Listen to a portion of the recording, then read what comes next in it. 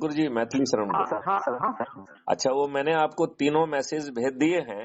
Okay sir, okay sir. पहले में जो है crime free Bharat mission app का है, जिसको डाउनलोड करके आप अपने बच्चों के लिए, खुद के लिए अच्छा भारत बना सकते हैं।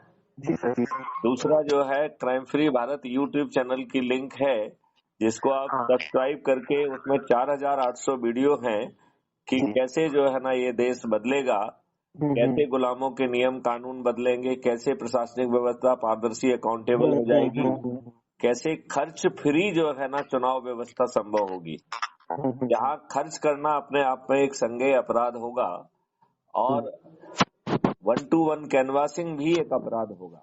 अद्भुत जो है ना भारत अमन पैदा कर सकते हैं।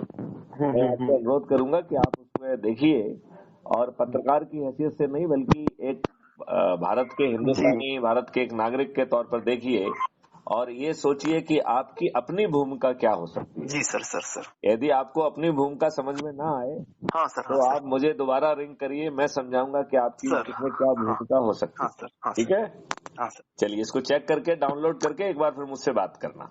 Okay sir, okay sir. चलिए, जय हिंद, जय भारत, जय हिंद वंदे सर, जय हिंद वंदे सर। हाँ मातरम। सर।